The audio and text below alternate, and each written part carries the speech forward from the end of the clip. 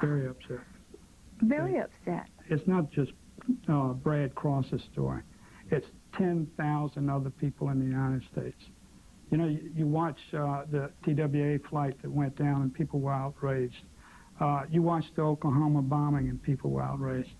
10,000 people have been killed or will die from AIDS because they made a business decision. What about the FDA? Did they do their job during this crisis? They were not using their regulatory authority, which they had. CDC did not have regulatory authority. We can make recommendations, but we could not tell them to do something. We could not jerk their licenses away from them. FDA had that authority. You have to understand that the blood industry is very influential with the FDA. It's kind of, in the 80s, was an old boy club. And the FDA was not about to interpret their regulations to, in any way, cost them donors. And, of course, they were very dependent on gay donors. The single largest cost in the plasma fractionation business or in the Red Cross blood business is finding a new donor recruitment. Tom Dries was president of Alpha Therapeutic. So if you lose a donor, you've got to spend time and money to replace that valuable resource that you had. Tell me about the manufacturer's relationship with the FDA at the time. It's been described as too collegial, and I think that was true.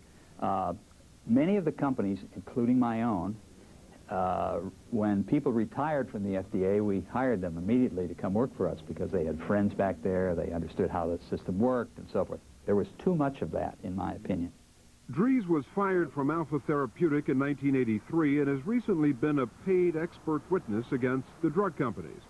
Dries told us he had no idea that his own company was making clotting factor with high-risk plasma. Does it seem unusual to you that this could have been going on and you wouldn't know about it? It disturbs me. I suppose like any boss, to find out something's going on out in the factory that is not only I don't know about, but is directly opposed to my policy. Well, what would your reaction have been at the time if you had known that they were using plasma collected from gay men in the manufacture? I would have stopped at number one. I would have recalled all the material that had been made under that protocol. But regardless of what Dries might have done, no company ever recalled clotting factor in the early 80s, except when specific bottles were linked to a donor with AIDS. And what's more, the FDA, which agreed with the companies at the time that the risk to hemophiliacs wasn't clear, never required a recall, even though they knew there was factor on the market that had been made with high-risk plasma and had a shelf life of 2 years. An individual lot of anti-hemophilic factor was worth about $500,000. So if you, for each one that you recalled was $500,000. So that would have been a serious blow.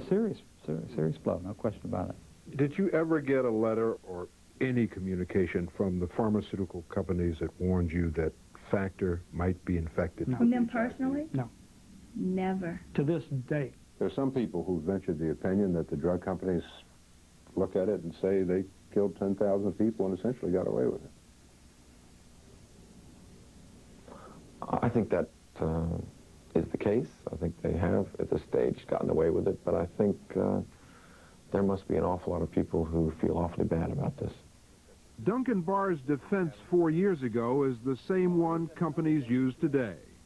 And all that I'm saying is, in this instance, maybe we ought to take a good hard look at it and say, nobody was at fault. It's too bad, and it's terrible, and it's awful, but it's nobody's fault. If the pharmaceutical companies were to talk to me, I think they would say that this was just business. It wasn't anything personal. Well, I can tell you, we take it very personal. As we said, none of the drug companies agreed to an interview, but they sent us a joint statement that made 4 points. They're deeply sorry that the hemophilia community has been so devastated by HIV and AIDS. They've always met the strictest safety standards. Juries in cases so far have ruled in their favor, but we should point out that companies have not yet faced litigation focusing primarily on their use of plasma from gay donors. And finally, the companies are now offering all infected hemophiliacs or their survivors a settlement of $100,000, whether or not they filed a lawsuit. Families have till